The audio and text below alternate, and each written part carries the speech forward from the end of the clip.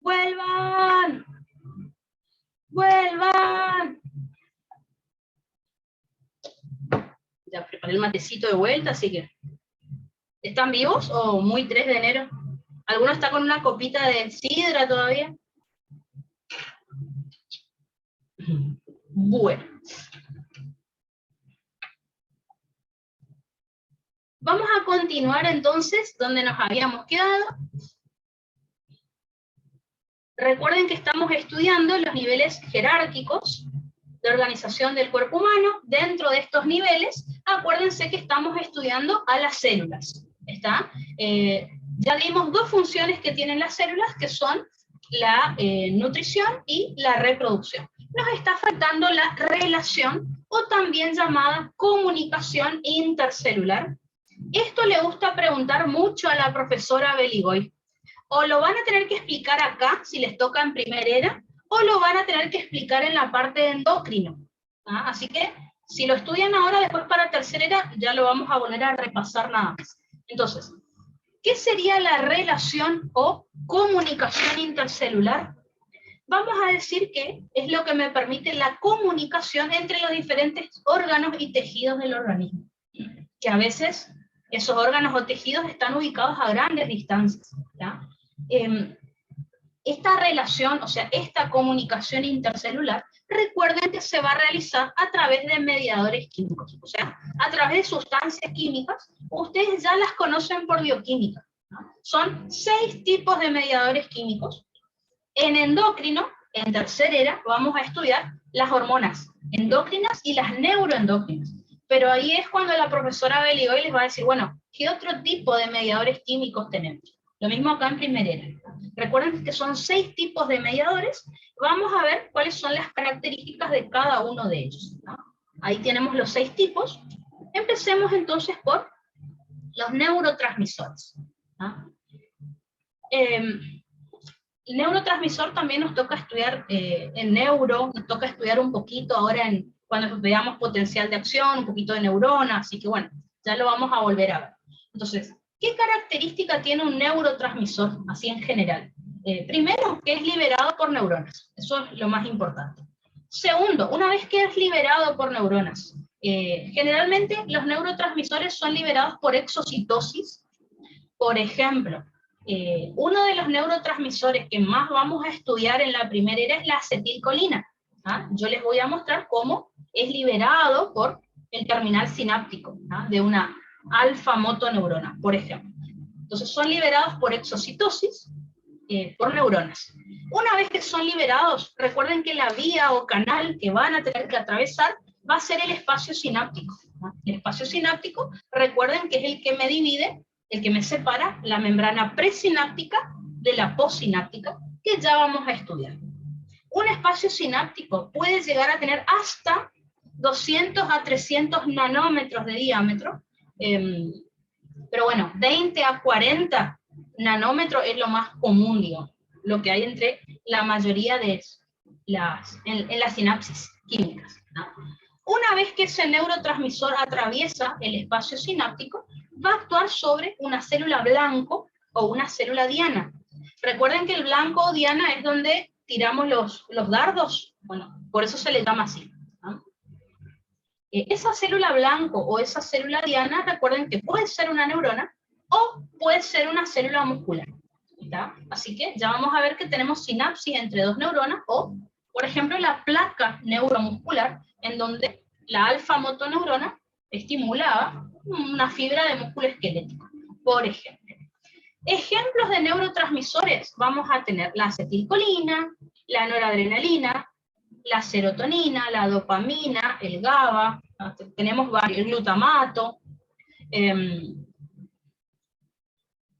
donde algunos de estos los vamos a tener que estudiar. Si no es ahora en primera era, es en neuro, para el final, así que los vamos a ver. Otro tipo de mediador químico que vamos a tener, recuerden que son las hormonas endócrinas, ¿no? ¿Qué características tienen? Bueno, son liberados por órganos endócrinos, generalmente la mayoría de los órganos endócrinos son órganos completos, o sea, todo el órgano libera hormona, Una vez que es liberada esta hormona, ya vamos a ver que dependiendo de la estructura química de la hormona, puede ser liberada por exocitosis, a veces simplemente hace difusión simple, eso ya lo vamos a ver en endocrino. Una vez que es liberada, que sale del órgano endocrino, la vía o canal que va a utilizar va a ser la sangre, ¿no?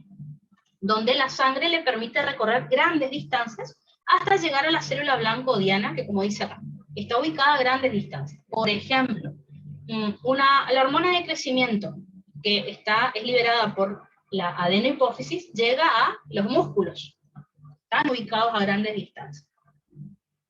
Ejemplos, tenemos la insulina, glucagón, somatostatina, que recuerden que son liberadas por el páncreas endocrino, el péptido natriurético auricular, que recuerden que es liberado por el corazón, los estrógenos, que son liberados por los ovarios, por ejemplo, la testosterona por los testículos, y como esos tenemos muchos ejemplos más. Otro tipo de mediador químico que vamos a tener, recuerden que son las hormonas neuroendocrinas. Las hormonas neuroendocrinas, yo digo siempre que tienen como un poquito de neurotransmisor y un poquito de hormona endócrina. ¿Por qué? La parte de neurotransmisor que tienen es que son liberados por neuronas. Y todo lo demás es como si fuera una hormona endócrina. Es decir, la vía o canal por la que van a viajar es la sangre y la célula blanca o diana va a estar ubicada a grandes distancias. Tenemos solamente dos ejemplos de hormonas neuroendocrinas, que son la antidiurética, o también llamada vasopresina, y la oxitocina. Recuerden que estas dos hormonas son liberadas por la neurohipófisis. Ya lo vamos a ver en endocrino. Así que solo dos ejemplos. En cambio, hormonas endócrinas y neurotransmisores tenemos un montón. Otro tipo de mediador químico que vamos a tener son las hormonas paracrinas, que también vamos a estudiar en tercera. Estas hormonas son liberadas no por órganos enteros, como las endócrinas, sino por un grupo de células que está dentro de un órgano que generalmente sirve para otra cosa, ¿no? Una vez que sean liberadas, la vía o canal que van a utilizar es el espacio intercelular, que quiere decir que simplemente viajan una pequeña distancia y actúan en una célula que está ahí cerca, que está al lado, prácticamente. Por eso no necesitan viajar por sangre. Y la célula blanco o diana, como les dije, está ahí cerca, a corta distancia, ¿no? Otra característica es que esta célula blanco o célula diana es, como dice la doctora Heuer, de diferente estirpe celular o de diferente origen embriológico que la célula que liberó la hormona. Vamos a poner un ejemplo bastante fácil, la gastrina. Nosotros vamos a estudiar en digestivo, en estómago, a la hormona gastrina. La gastrina, recuerden que es liberada por las células G que tenemos en el estómago, en las glándulas pilóricas, y actúa sobre las células parietales, que también están en el estómago. Así que son células diferentes, las células G y la parietal. Son diferentes en su función, en todo, en su forma, ¿tá? Pero bueno, una estimula a la otra ahí cerca, ¿no?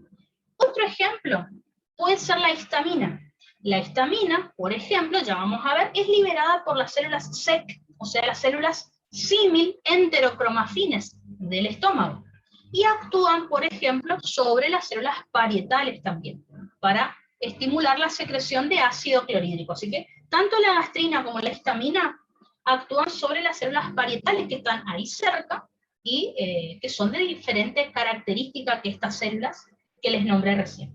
Así que las hormonas gastrointestinales son ejemplos de hormonas parácrinas. Por ejemplo, estas mismas hormonas pueden ser endócrinas también, ¿no? Pero bueno, acá les doy el ejemplo de parácrinas.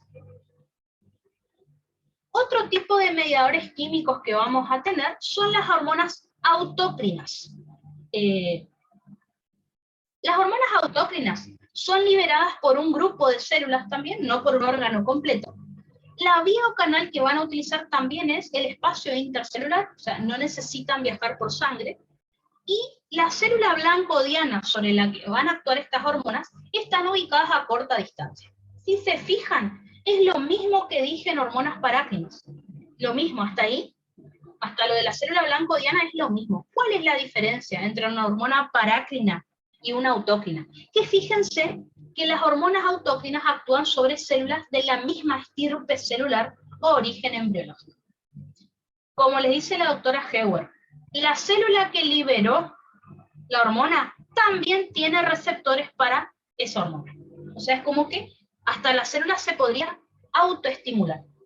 O dicho de otra manera, la hormona liberada por una célula actúa sobre su célula hermana, o sea, que es la misma célula.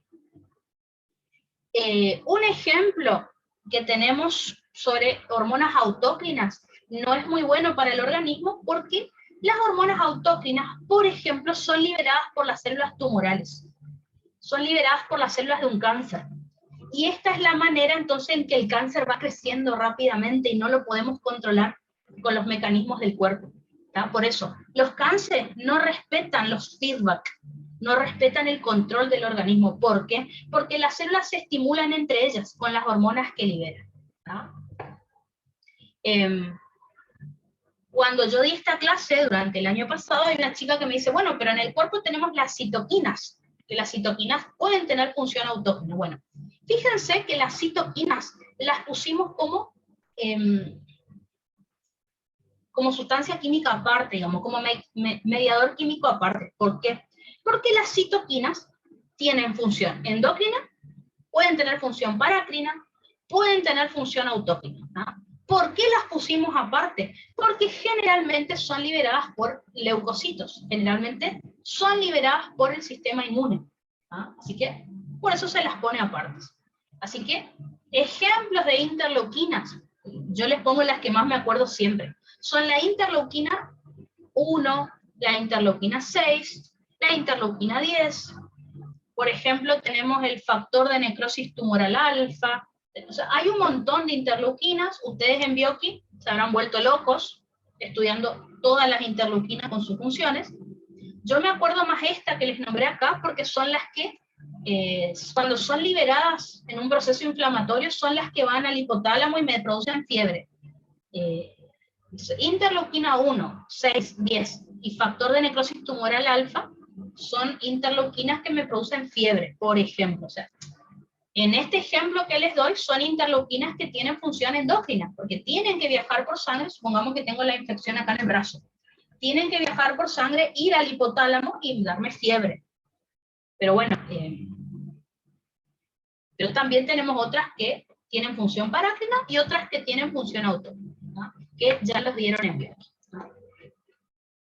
Eso sería entonces en cuanto a la relación o comunicación intercelular.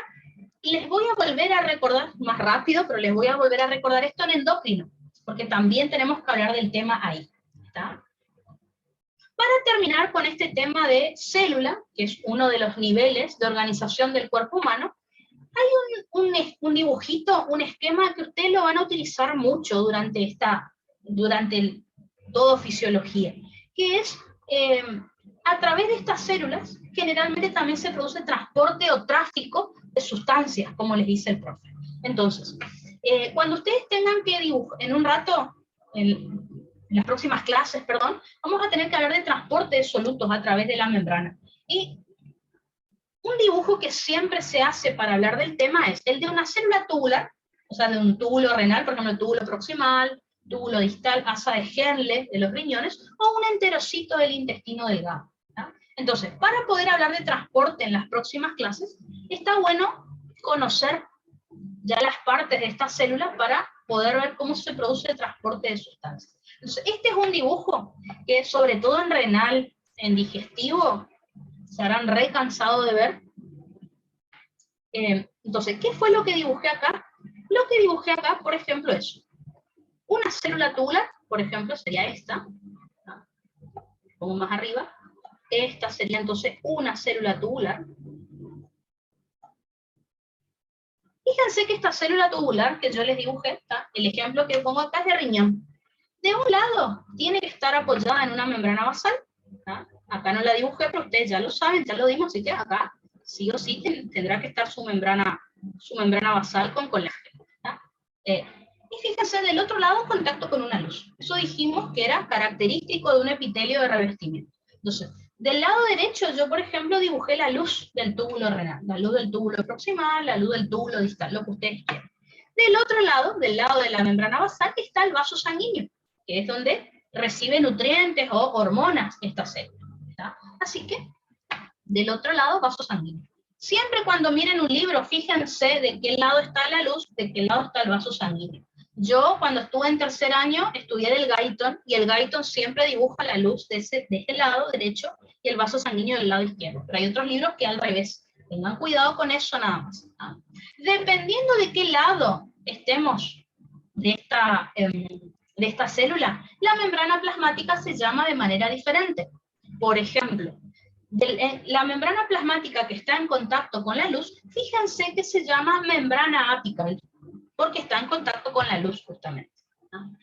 El lado de la membrana plasmática que está en contacto con el vaso sanguíneo, o sea, que está apoyado en la membrana vasolateral, perdón, en la membrana basal o el lateral de la célula, se llama membrana vasolateral. ¿Está? ¿Por qué les digo esto? Porque esto significa que la célula está polarizada. Entonces, ¿qué significa cuando el profe les dice que una célula está polarizada?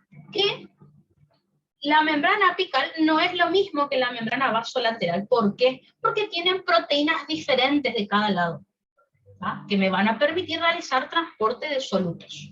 ¿Tá? No es lo mismo membrana polarizada que célula polarizada. ¿Tá? Entonces, vuelvo a repetir. Célula polarizada significa que de un lado tiene membrana apical, contacto con la luz, del otro lado membrana vasolateral. ¿Tá? De cada lado hay proteínas diferentes para el transporte de solutos. En cambio, más adelante vamos a ver que cuando yo digo que la membrana plasmática está polarizada, significa que el interior de la membrana tiene carga negativa, el exterior tiene carga positiva. O sea que es otra cosa. ¿No? Simplemente no confundan eso. Además, fíjense, van a ver acá que yo además les dibujé otra célula más, ¿ven? Otra célula más unida a la primera célula tubular. ¿Ven ahí? Fíjense que ambas células solamente están unidas en sus extremos. ¿Ah? Acá. Están unidas acá y acá. O sea, no están unidas en todo su lateral. Solamente en sus extremos. Por medio de uniones gap, o también llamadas uniones comunicantes, o gap junctions. Perdón por mi inglés, que es malísimo. ¿No?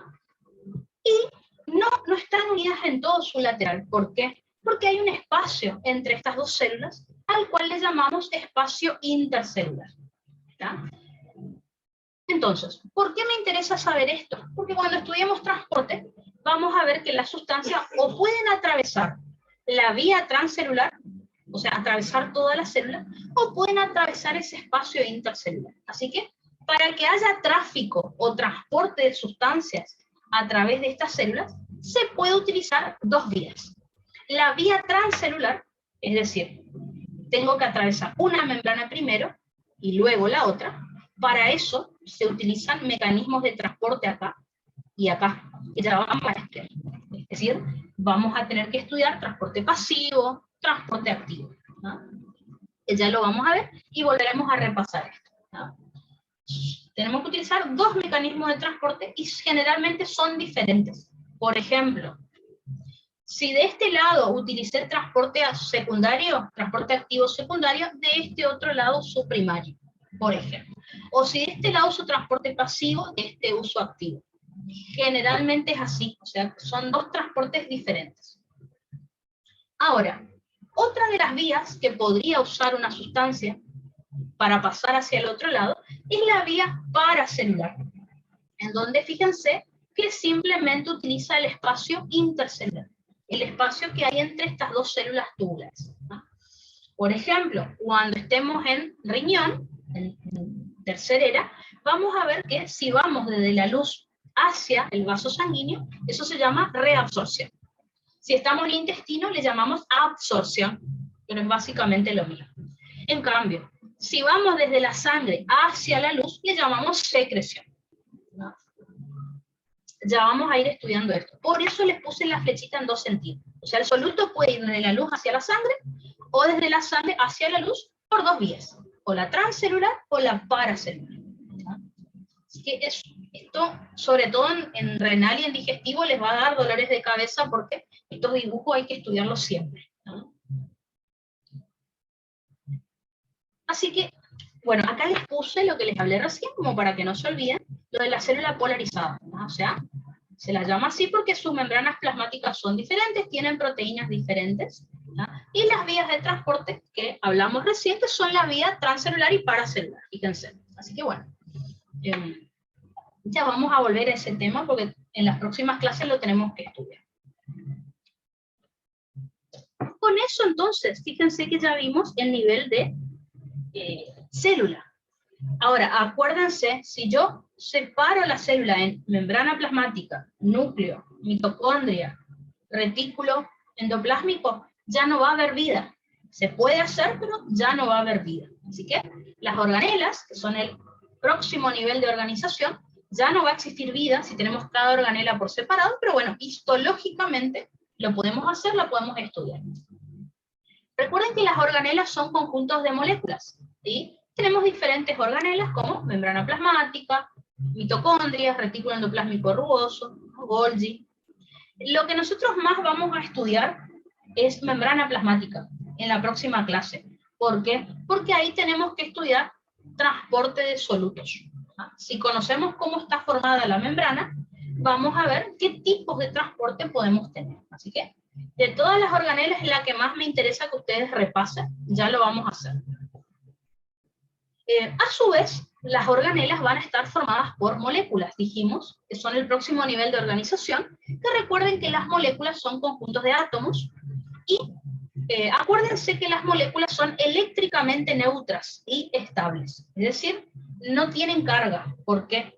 Porque se supone que una molécula está formada por cargas positivas y por cargas negativas, que se neutralizan entre sí, por eso son eléctricamente neutras, ¿no? Por ejemplo, una molécula de agua está formada por oxígeno, que tiene carga negativa, y los hidrógenos que tienen carga positiva, pero se neutraliza. Por eso el agua no tiene carga, es neutra. Y finalmente vamos a tener a los átomos, ¿ah? Que los átomos podríamos decir que son las mínimas unidades químicas de la célula. Así que mínima unidad estructural y funcional del organismo es la célula. Por otro lado, el átomo es la mínima unidad química de la célula, ¿tá? Por ejemplo, átomos tenemos de hidrógeno, oxígeno, nitrógeno, calcio, o sea, en el organismo tenemos muchísimos tipos de átomos y generalmente tienen carga, es decir, o pueden ser cationes cuando tienen carga positiva, o pueden ser aniones cuando tienen carga negativa. Cuando veamos transporte de solutos, vamos a estudiar a estos cationes y aniones y vamos a tener que aprender en qué cantidades normales los tenemos en el cuerpo, ¿no? Así que bueno. Perfecto. Entonces con eso terminamos los niveles de organización del cuerpo humano. Pregunto, ¿cómo vamos hasta acá? ¿Están vivos todavía? Más o menos. ¿Alguna pregunta antes de seguir? Porque ahora voy a entrar en biofísica, que es un poco aburrido, pero bueno, hay que hacerlo. Perfecto, entonces. Vuelvo un poquito hacia atrás. A ver, ¿hay alguien vivo? Como diría Talía, ¿me escuchan? ¿Me oyen? Bueno.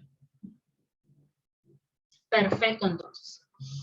Vuelvo 2 segundos hacia atrás para relacionar con lo que vamos a ver ahora. 2 segundos hacia atrás. Primer nivel de organización. Si se fijan acá. Que yo les dije, en un rato vamos a ver lo que dice acá. Si ustedes se fijan, cuando estudiamos organismo humano, yo les dije que era un conjunto de aparatos desde el punto de vista anatómico.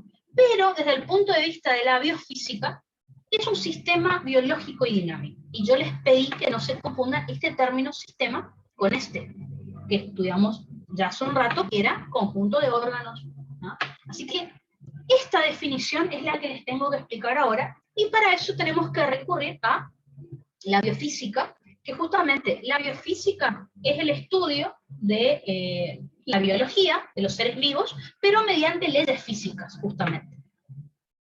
Así que, como les dije hace un rato, el cuerpo humano es un sistema biológico y dinámico. La pregunta sería, bueno, ¿qué significa esa frase que yo escribí ahí? Así que, desde el punto de vista de la biofísica, que la biofísica es el estudio de los seres vivos mediante leyes físicas, ¿no? El organismo es un sistema biológico y dinámico. Y ustedes me van a decir, bueno, ¿por qué tengo que saber esto? Porque siempre la pregunta, qué aburrido, ¿me va a preguntar el profe? El profe les va a preguntar feedback. Ustedes saben que el feedback positivo, feedback negativo, es un tema que siempre se pregunta. Ahora, ¿qué tiene que ver con esto? Bueno, vamos a ver que los feedback positivo y negativo están dentro de sistemas. O sea, es dentro de biofísica, donde los vamos a estudiar, ¿no? Por eso la importancia. Así que, para no ir directamente a estudiar feedback y no entender bien de qué estamos hablando, vamos a ordenarnos y ahí vamos a llegar a ese tema re fácil, ¿no? Entonces, empecemos por saber qué es un sistema.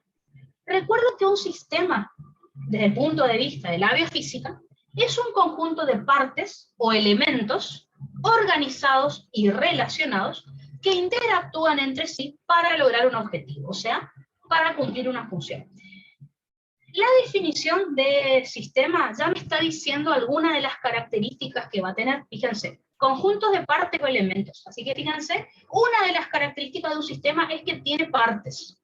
Si ustedes ven que el sistema tiene partes, y que es lo que ustedes estén estudiando tiene partes, es un sistema. Por ejemplo, ¿este mate será un sistema? Bueno, ¿cómo está formado? Bueno, vemos que tiene la bombilla, tiene el recipiente que es el mate, tiene la yerba, tiene el agua, bueno, tiene partes, así que es un sistema. Ejemplo, yo les puse acá una mesa, tiene madera, pintura, clavos. Una célula, por ejemplo, sus partes son las organelas. Retículo endoplasmico liso, núcleo, membrana plasmática. ¿tá? Ustedes piensen, ¿tiene partes lo que estoy estudiando? Bueno, es un sistema. Otra de las características es que tiene límites. ¿Qué quiere decir?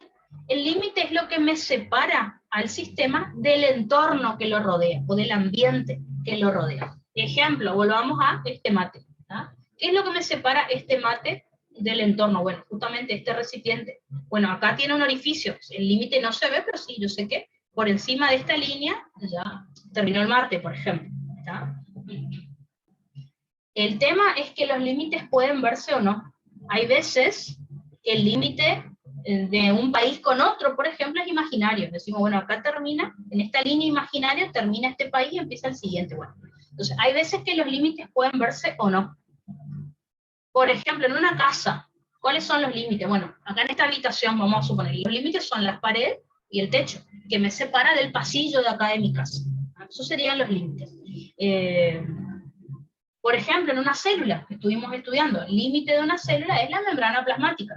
El límite, ahora, si yo pienso en mi cuerpo como un sistema, ¿cuál sería el límite? Bueno, sería la piel, ¿no es cierto? La piel, el orificio de la boca, las mucosas, que me separa del entorno. Así que depende de lo que ustedes vean como sistema. Fíjense que en la definición de sistema también me dice que sirve para lograr un objetivo. O sea, tiene una función. Así que siempre ustedes estarán pensando en su casa, bueno, este termo, ¿será un sistema? Pregúntense, ¿tiene partes? Sí, el termo tiene partes, ¿no es cierto? ¿Tiene límites? Bueno, sí, acá, fuera de este recipiente, bueno, yo sé que ya estoy fuera del termo, ¿no es cierto? ¿Sirve para algo? ¿Para qué sirve? Bueno, si responden eso, están frente a un sistema. No importa si sea natural o artificial, es un sistema. ¿ah? Así que, si tiene un objetivo, si tiene una función, es un sistema. Por ejemplo, la célula. ¿Qué funciones tenía? ¿Para qué servía una célula? Bueno, dijimos, nutrición, relación, reproducción. O sea, tiene funciones, tiene límite, tiene partes. Por ejemplo, una mesa. Bueno, ¿para qué sirve una mesa? Bueno, tiene parte, dijimos que sí, tenía madera, clavo, pintura. ¿Tiene límite? Bueno, por fuera de esa mesa ya sé que está el entorno. ¿Para qué sirve una mesa? Bueno, para comer, para apoyar cosas, para estudiar. Así que es un sistema. ¿no? Y por último, fíjense que acá la forma que tenemos de esquematizar a los sistemas es con un rectángulo. ¿está? Así que en este rectángulo que yo les dibujé acá, esto es un sistema. ¿no? esto es un sistema. ¿Qué es lo que yo marqué ahí con Bordeaux, que lo dibujé recién? Ese es el límite. Todo lo que esté fuera de eso que yo marqué recién es el entorno. Todo lo que esté dentro es el sistema. ¿Está? A su vez, el sistema tiene partes, como les puse ahí. Esas partes, a su vez, podrían ser sistemas también. Por lo tanto, los llamaríamos subsistemas. Pongamos un ejemplo. Bastante fácil. El organismo. Mi cuerpo dijimos que era un sistema, ¿no es cierto? Vamos a responder las preguntas de acuerdo a las características de recién. ¿Mi cuerpo es un sistema? ¿Tiene partes? Sí. Mi cuerpo tiene aparatos, sistemas, órganos, tejidos. ¿Tiene un límite? Sí, acá está. La piel y las mucosas me separan del entorno que me rodea.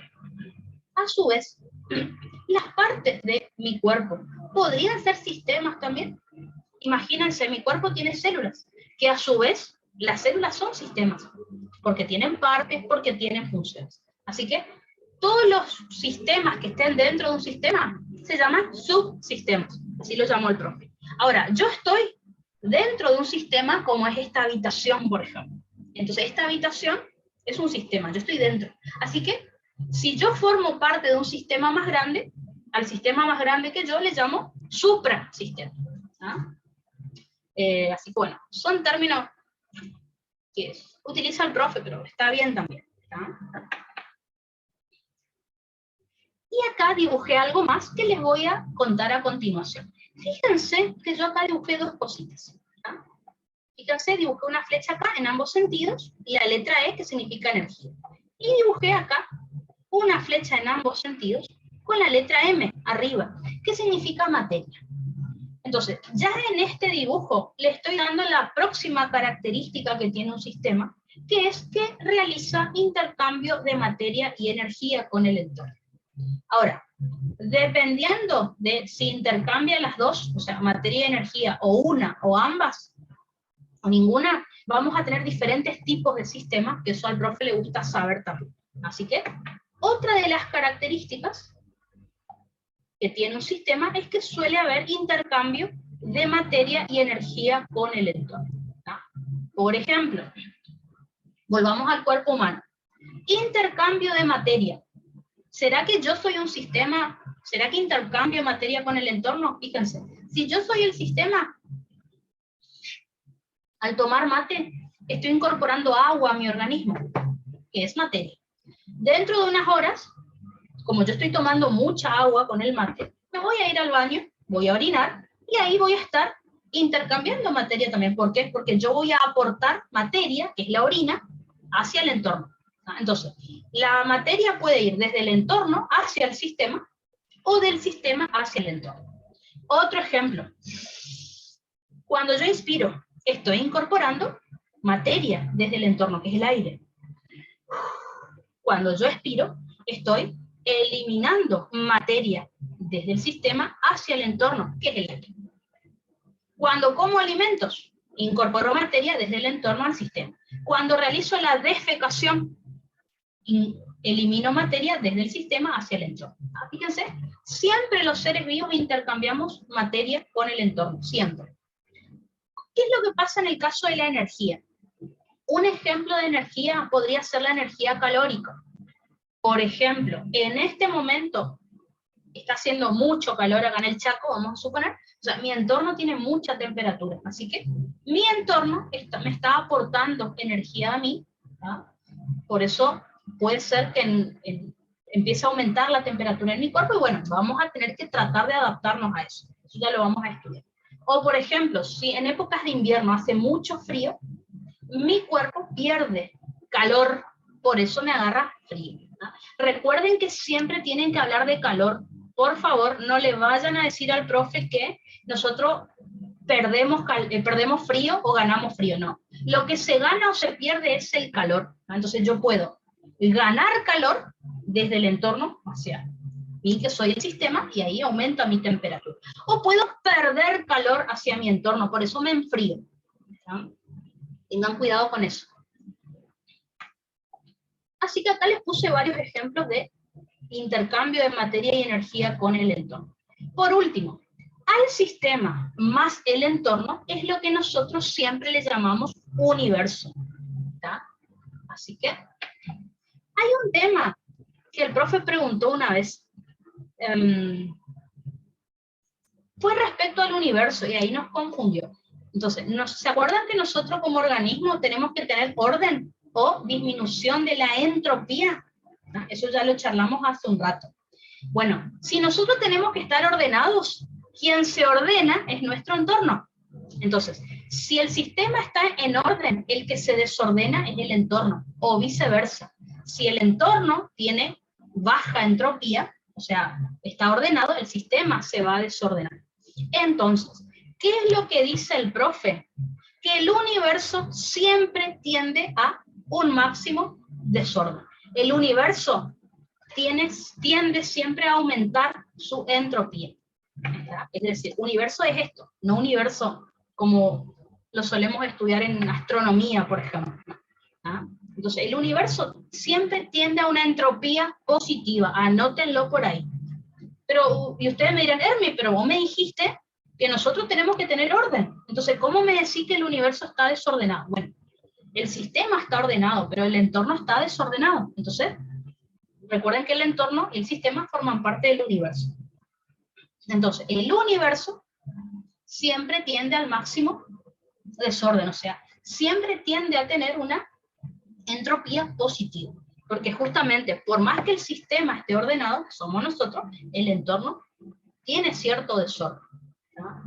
Si lo piensan desde el punto de vista de la astronomía, ¿ah? ¿Se acuerdan que desde el nacimiento del universo, desde la teoría del Big Bang, se sabe que el universo cada vez se está expandiendo más, se está desordenando cada vez más? ¿Ah?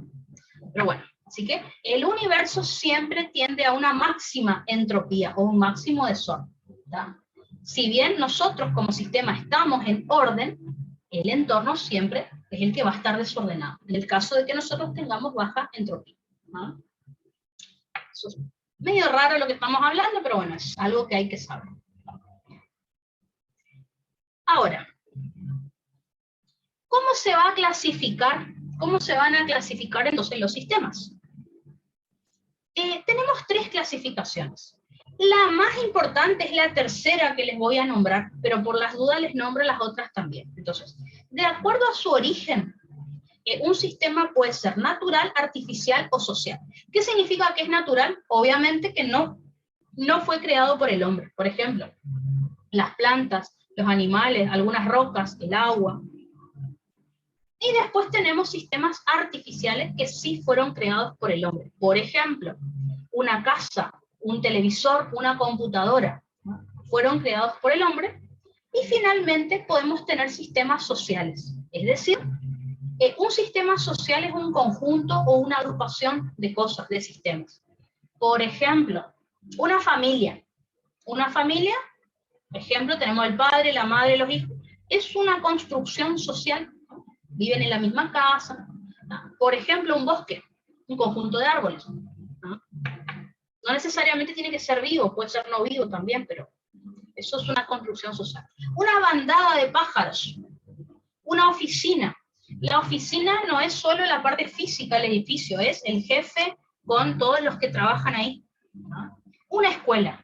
La escuela no es solo la parte física, que es el edificio, es el director, los maestros, los alumnos, los porteros. Así que es una ciudad, un pueblo, un ecosistema, son agrupaciones de diferentes sistemas, ¿no es cierto? Bueno, eso es un sistema social.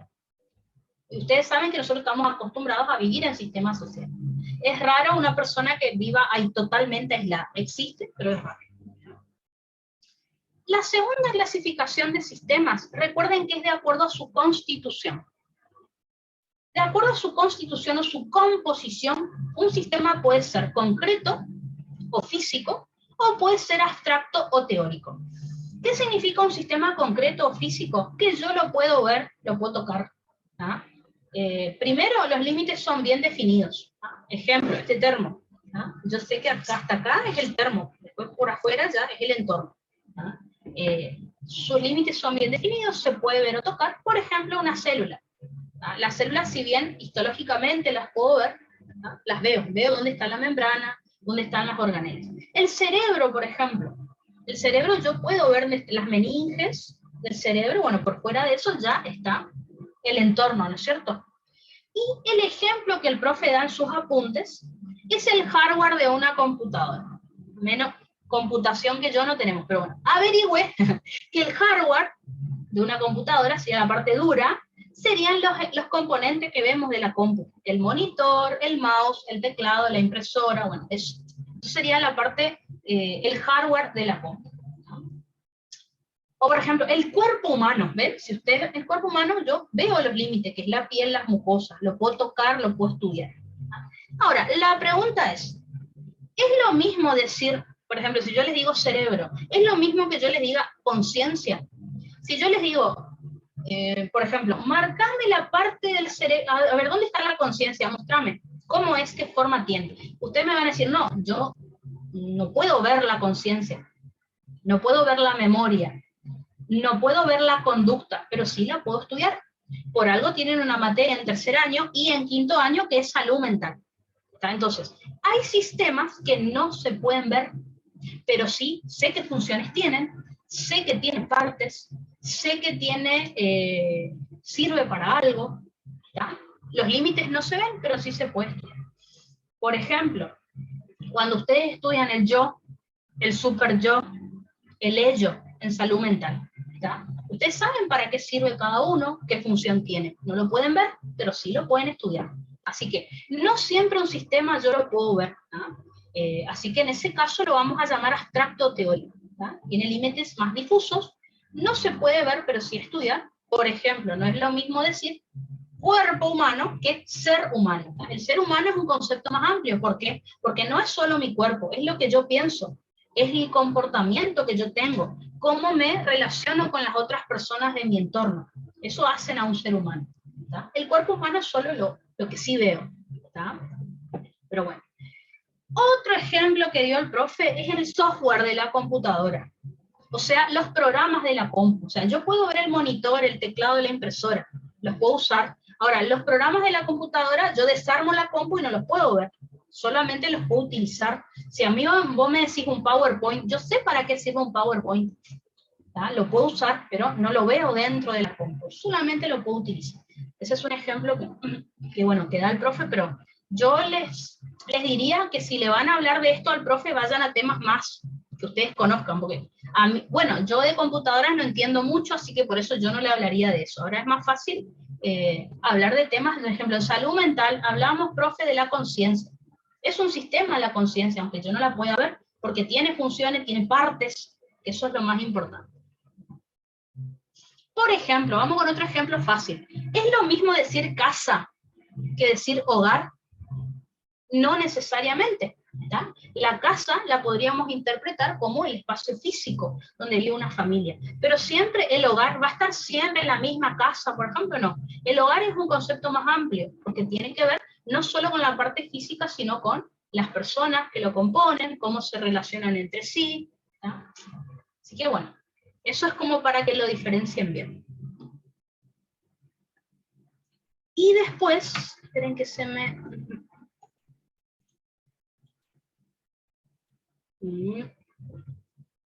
ahí terminó. Muy bien. A ver. Me faltó la tercera clasificación. Entonces, ¿qué hora es? Uy, re temprano. O estoy hablando muy rápido, o ustedes están entendiendo muy bien, una de dos. Pero con esto terminamos la clase que teníamos programada. Pero bueno, ya que nos queda tiempo, mejor si adelantamos temas, mucho mejor. Así que no se alegren tanto que no termina la clase acá. Ya que terminamos la clase que teníamos programada para ahora de la mañana, vamos a continuar. Total, cuanto más adelantemos, mucho mejor, así ustedes pues pueden estudiar. Entonces, espérenme 2 segunditos que busco lo que sigue. ¿Escucho a alguien llorar? ¿Escucho a alguien que se puso triste cuando dije que vamos a seguir? Ahí está. Yo igual después, cuando terminemos la clase de hoy, les voy a ordenar en el Drive todo lo que vemos en una clase, lo van a encontrar en esa clase con el video, con todo, así que no se preocupen. Esto ya está en la clase 2 que yo les puse en el Drive, pero ahora termina la clase y les ordeno para que les quede bien ordenado todo, ¿no? Así que,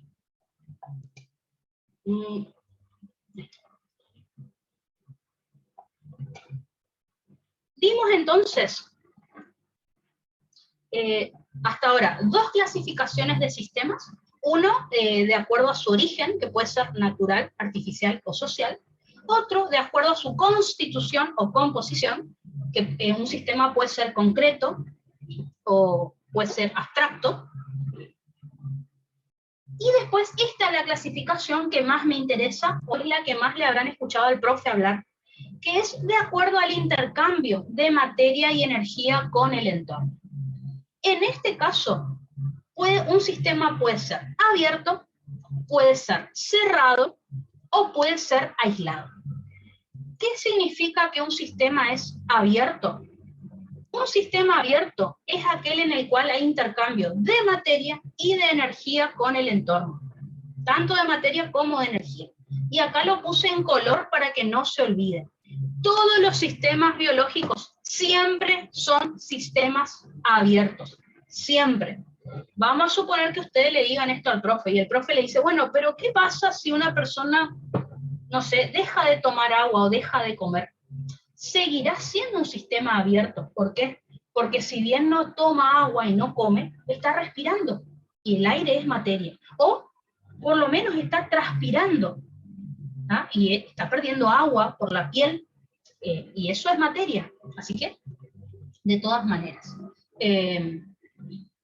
Bueno, y temperatura, obviamente, la energía calórica siempre estamos o absorbiendo o perdiendo calor, dependiendo de la temperatura del entorno, ¿ya? Así que, un detalle importante, no confundan sistema abierto, que es lo que estamos hablando ahora, con circuito, ¿ya? Circuito, por ejemplo, porque van a estar en cardio y el profe les va a decir, bueno, pero el aparato cardiovascular es un circuito cerrado. No tiene nada que ver sistema con circuito. Circuito es un conjunto de estructuras conectadas, como por ejemplo el corazón con los vasos sanguíneos, ¿ya? Entonces, cuando yo digo que el aparato cardiovascular es un circuito cerrado, significa que toda la sangre que sale del corazón vuelve al corazón, toda. No tiene nada que ver con lo que estamos estudiando. Les digo esto solo para que no se confundan. Otra cosa que no quiero que se confundan, la vamos a ver enseguida, que es el sistema de lazo abierto y el sistema de lazo cerrado. No es lo mismo que sistema abierto, sistema cerrado. En un ratito van a ver la diferencia. Tengan cuidado con esas palabras. Entonces, todos los sistemas biológicos son abiertos. Si dejan de ser abiertos porque el sistema murió, el ser vivo murió, ¿ya? Ahora, un ejemplo que yo les pongo acá fácil para que ustedes se acuerden es un vaso con agua, fíjense. Si ustedes miran acá, este vasito con agua, vamos a hacerlo más fácil, ¿no? Tengo el mate acá, ¿no es cierto? ¿No? ¿Qué puedo hacer yo con este mate? Es un sistema abierto, ¿por qué? Porque le puedo cargar agua, ¿no? Puedo cargar agua, es materia, o le puedo sacar agua, que es cuando yo tomo el mate. Así que es intercambio de materia. ¿Puede haber intercambio de energía? Sí. Porque cuando yo sirvo agua caliente acá, puede ser que el mate aumente su temperatura, ¿no es cierto? ¿Por qué? Porque absorbe calor que viene con esa agua caliente. Y cuando pasan las horas, ¿qué puede llegar a pasar? Que esta temperatura, el mate se empieza a enfriar, por ejemplo, empieza a perder ese calor hacia el entorno y por eso se enfría. El ejemplo ahí del vaso con agua es, yo puedo cargar agua al vaso, puedo descargar agua del vaso, eso es materia. Energía.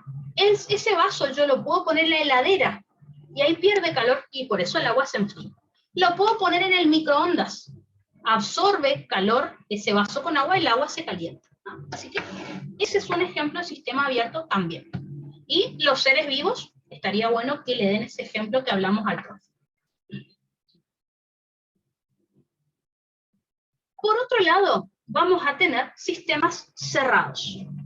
¿Qué es un sistema cerrado? Es aquel en donde hay intercambio de energía, pero no de materia con el entorno. Intercambio de energía sí, pero no de materia.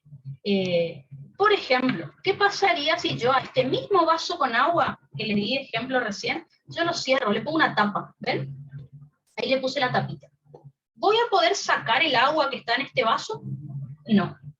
¿Le voy a poder agregar más agua al vaso? No. ¿No? Porque está cerrado. Tiene la tapa. Así que intercambio de materia ya no puedo hacer. Lo que sí puedo hacer es calentar o enfriar este vaso. O sea, puede absorber o perder calor este recipiente. ¿Ah? Y ahí entonces sería este sistema cerrado. ¿Ah? Y por último, tenemos, obviamente, no les puedo dar ejemplo de seres vivos acá en sistemas cerrados, porque los sistemas biológicos siempre son abiertos. No hay otra opción. ¿Ya? Eso siempre lo tienen que recordar. Y por último, tenemos sistemas aislados, que es aquel en donde no hay intercambio ni de materia ni de energía con el entorno. Este tipo de sistemas no existe en la naturaleza. No es que no existe, porque por ahí el profe una vez dijo que no existe, no. En la naturaleza no lo van a encontrar. Para lograr este tipo de sistemas se logra en un laboratorio, bajo ciertas condiciones. Por ejemplo, tiene que estar al vacío. No tiene que haber atmósfera, ni aire, ni nada. ¿No? Así que al vacío puede ser, por ejemplo, fuera de la Tierra, ¿sí? En el espacio exterior, puede ser. ¿No? Entonces, en un laboratorio, ¿qué podemos hacer? Este mismo vaso con agua, acuérdense, si no tenía tapa, era un sistema abierto. Si le ponemos tapa, se convierte en cerrado, que ya no puede haber intercambio de materia. Ahora, si este vaso con tapa, a su vez, lo metemos en una caja de plomo, y la pared de la caja de plomo es bien gruesa, tampoco va a poder pasar energía. ¿Está? Por ejemplo, el plomo lo utilizamos, no sé si alguna vez hicieron una radiografía. Cuando se hacen radiografías van a ver que la persona, el técnico que les hace la radiografía, no se queda con ustedes. Se mete en una habitación aparte. Esa habitación está recubierta con plomo. ¿Para qué? Para que los rayos, la radiación, no afecte a esa persona. El tema es que nosotros nos vamos a hacer una radiografía. Con ese poquito de radiación no nos pasa nada. Ahora, un técnico radiólogo que toda su vida tiene que estar haciendo radiografía, no se tiene que exponer a eso, ¿no? Porque si una persona se expone a 300.000 radiografías más o menos, les hace mal. ¿No? Así que imagínense un técnico radiólogo. Entonces, por ejemplo, la habitación donde se hacen la radiografía también tiene que estar revestida de plomo, para que la energía de esos rayos no pase a otras habitaciones, por ejemplo. Eso por poner un ejemplo, ¿no? Entonces, fíjense que en este ejemplo que les estoy dando, yo no puedo ni cargar ni descargar el vaso, y tampoco puede ni entrar ni salir calor fuera de esta caja de plomo con una pared bastante gruesa. Así que esto es muy de laboratorio, pero bueno, es un ejemplo también.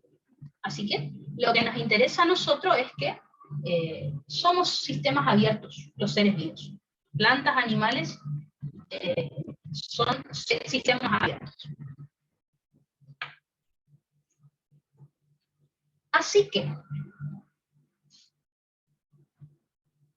si se acuerdan, en la definición que yo les mostré acerca del cuerpo humano, dijimos que el organismo humano es un sistema biológico y dinámico. Bueno, ya vimos que es un sistema, así que acuérdense que un sistema es aquel que tiene partes que obviamente interactúan entre sí, que tiene una función, tiene límites, y al hablar de sistemas biológicos realizan intercambio de materia y energía con el entorno. Así que repasando lo que les conté hace un rato, según las diferentes clasificaciones, los sistemas biológicos, olvidémonos de lo no vivo hasta ahora, vamos a hablar solo de seres vivos. Los sistemas biológicos, de acuerdo a la primera clasificación, de acuerdo a su origen, son naturales o sociales. ¿Tá? Yo sé que algunas personas tienen partes de su cuerpo que son artificiales. Por ejemplo, a un paciente le ponen un marcapasos en el corazón, y bueno, sí, tiene una parte artificial, pero no es completamente artificial. Entonces, hasta ahora no existen robots, por ejemplo, que sean considerados seres vivos. Así que tenemos partes que son artificiales, pero algunas. O por ejemplo, si a una persona le hacen cirugía de cadera y le ponen una placa o una placa en el cerebro de titanio, bueno, son partes artificiales, pero no en su mayoría. Así que hasta ahora los seres vivos somos sistemas naturales y sociales porque vivimos en comunidad. Según la segunda clasificación, podemos ser sistemas concretos o abstractos, como les dije. El cerebro, por ejemplo, yo lo puedo ver, lo puedo tocar. En cambio, la parte abstracta que tiene la mente humana es totalmente abstracto, y bueno, pero sin embargo es un sistema.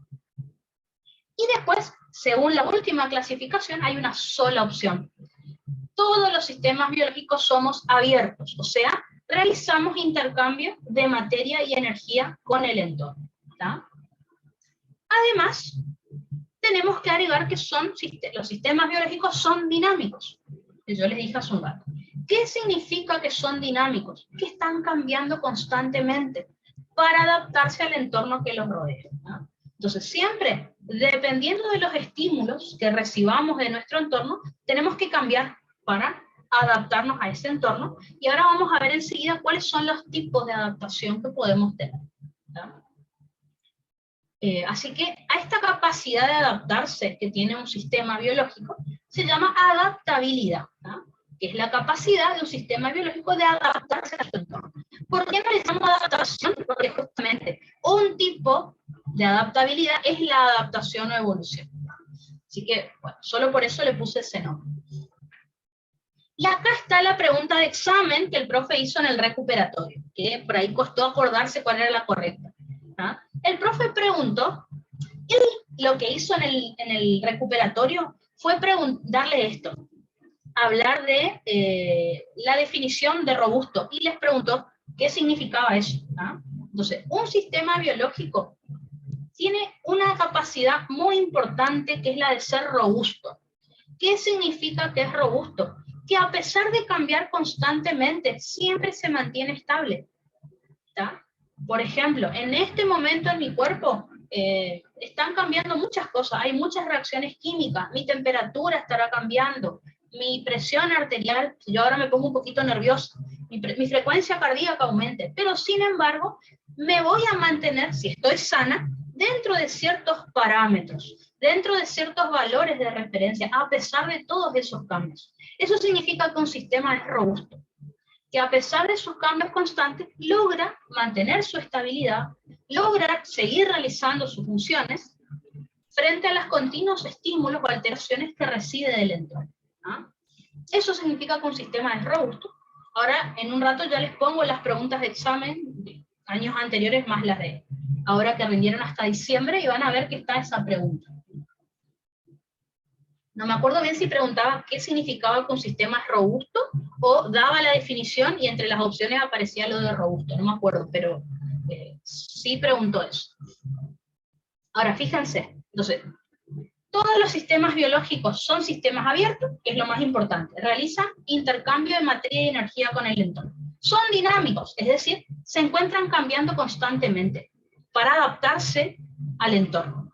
Y son robustos, que significa que a pesar de cambiar constantemente, mantiene su equilibrio, ¿verdad? Mantiene su estabilidad, y recuerden que eso permite mantener la salud y la vida, permite mantener una entropía negativa. Así hablamos de todas las cositas que estuvimos charlando hasta ahora.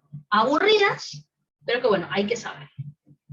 Lo bueno es que en el oral del final estas preguntas no entran. O sea, en el bolillero del final, en ningún momento aparece toda esta clase que estamos estudiando. Es muy raro. Pero bueno, en un choice, en una era, sí. Obviamente que pregunto. Ahora, fíjense, yo les dije hace un ratito que los sistemas biológicos son dinámicos, tienen adaptabilidad, cambian en todo momento. Bueno, para adaptarse al entorno. Bueno, ¿cuáles son los tipos de adaptabilidad que podemos tener? Esto sí es muy importante.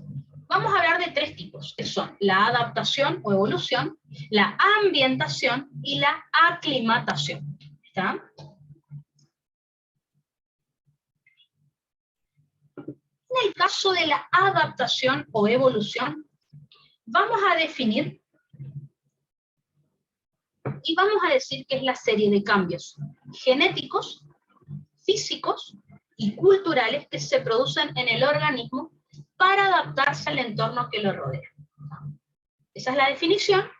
Una de las características que tiene es que tarda millones de años en ocurrir y es un proceso irreversible. Una vez que ocurre ese cambio, ya no se puede volver al estado anterior.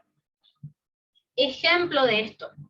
El ejemplo que a mí me gusta siempre decir es, antes, hace muchos años atrás, existían las jirafas que tenían cuello corto y las jirafas que tenían cuello largo. Bueno, llegó un momento en donde, como los árboles estaban muy arriba, las hojas de los árboles, solo las jirafas que tenían cuello largo se podían alimentar, y las de cuello corto no. Así que, con el paso de los millones de años, surgió por este proceso de evolución, solo quedaron jirafas de cuello largo. Y por eso hoy en día todas las jirafas tienen cuello largo, por ejemplo.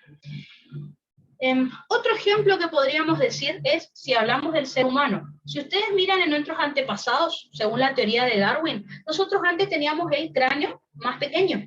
¿Por qué? Porque nuestra masa cerebral era más pequeña, ya que no éramos seres tan pensantes, éramos más instintivos, digamos, actuábamos más por instinto como los animales inferiores. ¿Tá? Con el paso de los millones de años, nuestra masa cerebral fue aumentando de tamaño, porque ahora razonamos más, y nuestro cráneo también. Ese sería un ejemplo de evolución. Por ejemplo, el tamaño de nuestra mandíbula y nuestros colmillos, nuestros incisivos, fueron disminuyendo con el paso de los años. Ahora ya no tenemos colmillos, excepto algunas personas. El tamaño de nuestra mandíbula es más pequeño. ¿Por qué? Porque ya no desgarramos alimentos con los dientes. Generalmente nuestros alimentos ya vienen procesados, cocinados, son más blandos. Usamos cuchillo y tenedor, así que no necesitamos hacer tanta fuerza con la mandíbula. Así que la mandíbula fue disminuyendo de tamaño y de fuerza con la evolución. Nuestro cuerpo, con la evolución, fue disminuyendo su masa muscular. ¿Por qué? Porque antes imagínense que teníamos que correr, caminar grandes distancias, porque no existían los vehículos, hacíamos más actividad física. Hoy en día estamos frente a la compu, así que el tamaño del cuerpo, de la masa muscular, fue disminuyendo con la evolución. Se piensa que en unos millones de años, cuando ya no estemos más acá, los seres humanos vamos a tener forma más como de... No sé si alguna vez vieron la película que se llama Marcianos al Ataque. Los marcianos generalmente los dibujamos así como con cabezas gigantes y cuerpos chiquitos. Bueno, se cree que en unos millones de años el ser humano va a tener esa forma. Cabeza gigante, porque vamos a ser seres mucho más pensantes, y cuerpo muy pequeño, atrofiado, porque no nos movemos mucho. Hoy en día ya no hacemos tanto ejercicio como antes, por ejemplo. Así que ese va a ser nuestra evolución con el millones de años más adelante. Hay una pregunta que el profe les hizo en los choy, casi siempre hace la misma pregunta. El profe les preguntó acerca de los esquimales. Le preguntó, ¿vieron que los esquimales por ahí comen ciertos alimentos o tienen una capa un poco más gruesa de grasa que personas de otros lugares? Él preguntó, el profe, si los esquimales era un ejemplo de evolución. En realidad no, porque los esquimales, si ustedes estudian su genética, son exactamente iguales a nosotros. Así que el tema de los esquimales, que tienen como más cantidad de grasa en su cuerpo que otra persona, eso no es un ejemplo de evolución. Sería un ejemplo más, ahora vamos a ver ambientación, por ejemplo, pero no evolución. Tiene que haber un cambio genético, principalmente, para que hablemos de evolución. A ver...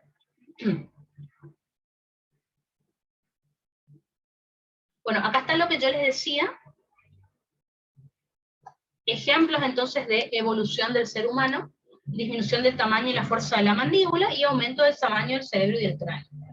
Antes, por ejemplo, caminábamos en 4 patas, ahora ya estamos más erguidos. Bueno, esas cuestiones ustedes le podrían comentar al profe como ejemplo de evolución. O sea, básicamente la teoría de Darwin de la evolución, ¿no? De ahí viene la palabra evolución. Ahora, si los cambios son rápidos, no tardan millones de años en ocurrir y no son cambios genéticos, podemos hablar de 2 términos: ambientación o aclimatación. Tengan cuidado con esto. Si ustedes alguna vez vieron una película de escalar el Everest, o alguna película de esa, de las montañas, del Everest y de la nieve, habrán visto que se utiliza mucho la palabra aclimatación. Por ejemplo, en una de esas películas habrán visto que una persona, un escalador de montaña, sube unos ciertos metros y ahí descansa unos días para aclimatarse, dice la película, ¿ya? O en los libros, en internet incluso habla de aclimatación. Bueno, en realidad tengan cuidado, porque el profe, a lo que son cambios rápidos en el cuerpo, los separó en ambientación y aclimatación. Si buscan en los libros aparece la palabra aclimatación nomás, o sea, tenemos o evolución o aclimatación. Pero tengan en cuenta que el profe considera diferente a eso. Así que vamos a diferenciar ambientación de aclimatación, que por ahí lo que cuesta diferenciar. Fíjense, la ambientación y la aclimatación, ambos, son cambios físicos que ocurren en el organismo de manera rápida para adaptarse al entorno, ¿cierto? ¿Dónde está la diferencia? Fíjense que en la palabra, en el término ambientación, la adaptación es para el entorno natural o habitual del individuo. En cambio, la aclimatación es la adaptación para un entorno artificial al individuo. Vamos a poner un ejemplo como bien fácil. Hoy vamos a suponer que hace frío, estamos en invierno y hace 0 grados en mi entorno. Y yo tiemblo porque tengo frío, ¿está? Bueno, el hecho de temblar o el hecho de que se me ponga la piel pálida, las manos frías, es porque estoy tratando de adaptarme a mi entorno, que está frío de manera natural porque es invierno. Ahora, si yo estoy temblando y tengo frío porque puse con baja temperatura el aire acondicionado, solamente en esta habitación está haciendo frío. Y yo tengo frío, estoy temblando, pero mi cuerpo está produciendo cambios, pero por un cambio artificial que ocurrió en mi entorno, por el aire acondicionado. ¿Tá? Entonces, los cambios son los mismos. Cuando yo tengo frío, yo tiemblo, se me ponen las manos frías, hago esto. ¿Está? No importa si es invierno o si el aire acondicionado está muy bajo, yo tengo los mismos cambios. Pero si yo estoy temblando porque es invierno, es ambientación, los cambios que sufre mi cuerpo. En cambio, si yo estoy temblando porque el aire acondicionado está muy fuerte, digamos, eso es aclimatación, porque estoy tratando de adaptarme a un entorno artificial, no natural. Esa básicamente es la diferencia, ¿tá? Tanto la ambientación como la aclimatación son rápidos y no hay cambio genético, ¿tá? Tarda segundos, minutos, horas o días en ocurrir, y ambos son procesos reversibles. La diferencia está en si es natural o si es artificial el estímulo que provocó el cambio en ese organismo. ¿Tá? Entonces, como le dije acá, a bajas temperaturas, ¿tá? Mi cuerpo pierde calor y ahí empiezo a temblar porque me bajó la temperatura del cuerpo. ¿Tá? En cambio, si el aire acondicionado está a baja temperatura, tiemblo también, pero es un proceso de aclimatación lo que estoy teniendo. Por ejemplo, cuando hacemos ejercicio, recuerden que nuestro cuerpo produce mucho dióxido de carbono y gasta mucho oxígeno. ¿Tá? Y encima nuestros músculos producen calor. ¿Tá? Entonces, para tratar de solucionar estos cambios, el cuerpo aumenta la frecuencia respiratoria, aumenta la frecuencia cardíaca, aumenta la presión arterial, para tratar de solucionar este oxígeno que empezó a bajar en mi cuerpo y el dióxido de carbono que empezó a subir, porque mis músculos lo están produciendo. Así que fíjense, el ejercicio es los cambios que yo tengo durante el ejercicio, es un proceso de ambientación. ¿Tá? Por ejemplo, y acá está el problema que yo les decía con respecto a las películas. Una persona que asciende a grandes alturas. Ya vamos a estudiar esto en respiratorio, porque ahí se explica mejor.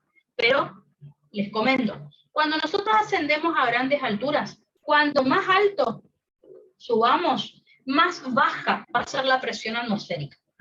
¿Por qué? Porque la presión atmosférica se mide desde la atmósfera, el borde de la Tierra, hacia donde esté parada esa persona, hacia el centro de la Tierra. No es lo mismo si yo estoy parada acá, a nivel del mar, como es en Chaco, que si estoy parado en la cima del Everest. Cuanto más alto estemos, menor presión atmosférica vamos a tener. ¿No? Ya vamos a ver en respiratorio que el aire, piensen que es como los solutos. ¿Vieron que los solutos se mueven por gradiente? De un lugar de mayor a un lugar de menor gradiente de concentración. Bueno, con el aire pasa lo mismo. El aire se mueve por presión. Entonces, si yo tengo que hacer que el aire entre a mis pulmones, al estar baja la presión de la atmósfera, eso hace que el aire tenga menos presión para entrar. Entra menos aire a los pulmones. Por lo tanto, entra menos oxígeno a los pulmones y a mi cuerpo le va a faltar oxígeno y el paciente va a estar en hipoxia. Eso hace que para tratar de compensar esa falta de oxígeno, también aumente la frecuencia respiratoria, la frecuencia cardíaca y la presión arterial. les estoy adelantando esto, si bien son temas que ya vimos en cardio y en respi, pero bueno, en primera lo vemos más por arriba. Entonces, fíjense, ambos son ejemplos de ambientación, porque si yo me voy a la cima del Everest no es un entorno artificial, ¿verdad? Es natural, pero bueno, mi cuerpo sufre cambios respecto a esto. Ahora, si a mí me meten en una cámara hiperbárica es una habitación en donde de manera artificial yo puedo variar la presión atmosférica en esa habitación, para que el paciente reciba más o menos oxígeno, ¿ya? Así que eso sería un ejemplo de aclimatación por acá. Les pongo un ejemplo bastante fácil. Si yo tengo sed y tomo agua, porque me falta agua en el cuerpo, yo estoy deshidratada y tomo agua, eso es un ejemplo de ambientación, porque nosotros estamos, como seres humanos, podemos, a través del aparato digestivo, consumir agua. Y ahí nos hidratamos. Ahora, ¿qué pasa si yo estoy internada y no puedo tomar agua por mis propios medios? Bueno, ¿el médico qué va a hacer? Me va a poner un suero, ¿no es cierto? Una solución fisiológica. Y ahí también se hidrata el paciente, pero de manera artificial. Así que tomar agua cuando tengo sed es un ejemplo de ambientación. En cambio, si a mí me colocan un suero porque estoy deshidratada, eso no es normal, es artificial. Así que los cambios que va a sufrir mi cuerpo se denominan aclimatación. Por ejemplo, yo ahora inspiro y expiro, ¿no? O sea, estoy ventilando. Cuando yo inspiro, entra aire a mis pulmones que tiene cierto porcentaje de oxígeno. Ustedes saben que en el aire hay 21% de oxígeno. Ahora, eso sería ambientación, ¿no es cierto? Por ejemplo, durante el ejercicio, al ascender a grandes alturas. Ahora, si a mí me colocan una mascarilla de oxígeno o una cánula nasal, ¿vieron esas mangueritas que se colocan acá en las orejas? Y con eso puedo oxigenar también al paciente. Bueno, ahí estoy respirando también oxígeno, pero en otras cantidades. Es decir, más porcentaje de oxígeno y de manera artificial. Bueno, eso es un ejemplo de aclimatación, porque es artificial, ¿tá? Y como les dije, la cámara hiperbárica. La cámara hiperbárica es una habitación en donde se puede variar las presiones. Eso se usa como tratamiento. Por ejemplo, en la intoxicación por monóxido de carbono, se puede utilizar cámara hiperbárica, ¿tá? Para que se oxigenen mejor los tejidos del paciente. Si quieren agregarle un ejemplo más, el profe habla también, ¿vieron los ensayos clínicos? Hoy en día se hacen muchos ensayos para probar nuevas drogas. Bueno, los ensayos clínicos, ustedes recuerden que generalmente a las personas que participan del ensayo clínico se las ubican en dos grupos. De esos dos grupos de personas se toman bien los datos, se trata de encontrar personas que tengan más o menos las mismas características, edad o la misma enfermedad, y a una se le da una droga y a otra se le da placebo. Bueno, los ensayos clínicos controlados son ejemplos de aclimatación. ¿Por qué? Porque el operador, el científico que está haciendo el ensayo clínico es el que controla el estudio. Así que eso es ejemplo de aclimatación también. Los ensayos clínicos controlados, si quieren poner ahí también como ejemplo. Entonces, lo que suele aparecer mucho en los exámenes es que el profe les dé situaciones en donde ustedes le tengan que decir si es ambientación o aclimatación. El ejemplo que siempre nos confunde a todos es el de los esquimales, ¿ya? El de los esquimales, el ADN, digamos, es exactamente igual a cualquier persona de otro país, exactamente igual, ¿no? Pero bueno, así que el caso de los esquimales que tienen más grasa en su organismo para soportar el frío, es un ejemplo de ambientación, no es adaptación o evolución, ¿no?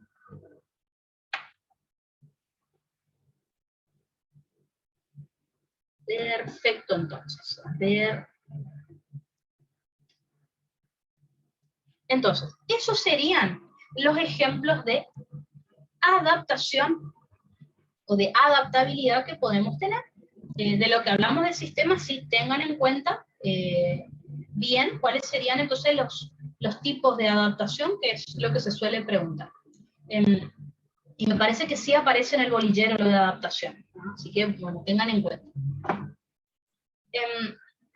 Ahora, fíjense que hace un ratito dijimos que los sistemas biológicos son sistemas dinámicos.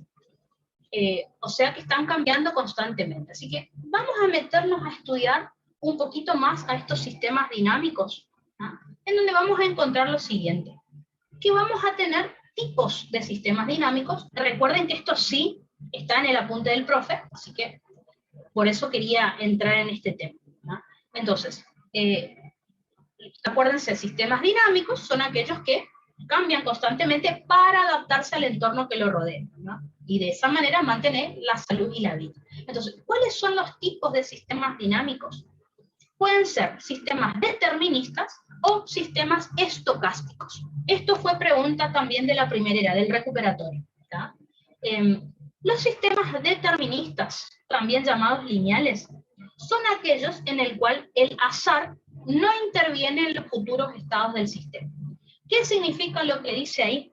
Que cuando sobre un sistema, ¿se acuerdan? Fíjense, a un sistema lo representamos por un rectángulo, que serían los límites, ¿ven? Como lo dibujé acá. Entonces, si a ese sistema yo le aplico un determinado estímulo, produce siempre la misma respuesta.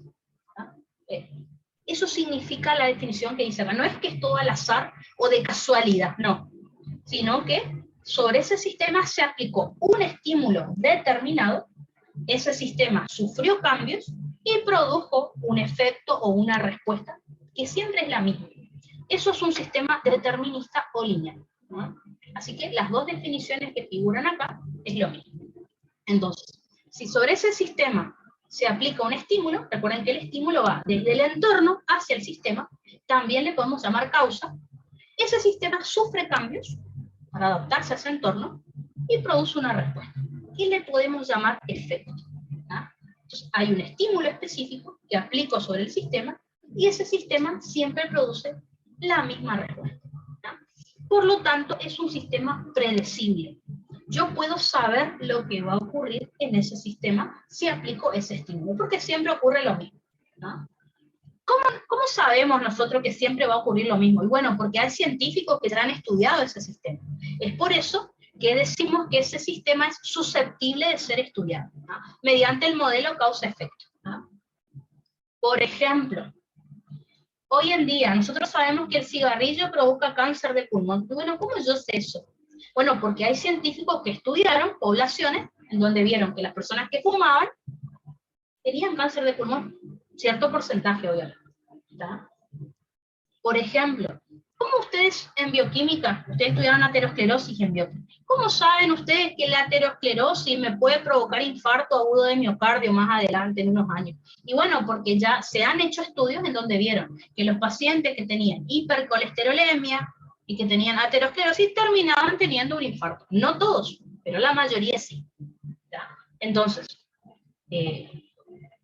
estos sistemas entonces se han estudiado y más o menos siempre sostienen los mismos resultados, ¿tá? Ahora, la pregunta es, ¿todas las personas que fuman tienen cáncer de pulmón? ¿Todas? No. ¿Todas las personas que tienen aterosclerosis tienen infarto siempre? No. ¿Tá? ¿Por qué? Porque los sistemas deterministas tienen un poquito de estocástico, o sea, todavía no se ha logrado saber por qué algunas personas fuman y tienen cáncer y otras no. O sea que se ve que hay otros factores que todavía no se conocen. O sea, algo de azar hay, pero la mayor parte es determinista, o sea, que hay una causa específica de que el sistema tenga ese resultado o ese efecto. Por otro lado, tenemos los sistemas estocásticos o no lineales. Ya van a ver en las preguntas que les voy a pasar, la pregunta que el profe hizo tanto en la ERA y después hizo una similar en el recuperatorio era, ¿cuál de estas características no corresponde, por ejemplo, a un sistema lineal? Y ponía, ¿no es cierto? ¿Qué sé yo? Había una pregunta donde decía, es probabilístico, o sea, se maneja por probabilidad. Bueno, un sistema estocástico se maneja, ya vamos a ver, por probabilidad, por estudios estadísticos, ¿tá? Entonces, fíjense bien las características que les di acá, porque siempre, casi siempre es pregunta de examen, ¿no? Entonces, un sistema dinámico no interviene el azar o interviene muy poco, es predecible, se puede estudiar. Eso es lo más importante. En cambio, un sistema estocástico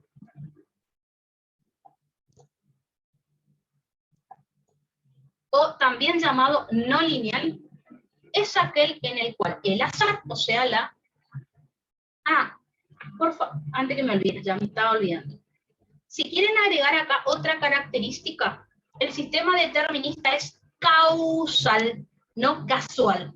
Causal, ¿qué significa? Que una causa produce un efecto. Siempre la misma causa produce el mismo efecto. Así que acá escriban que es causal. ¿Por qué? Porque en el sistema estocástico es casual.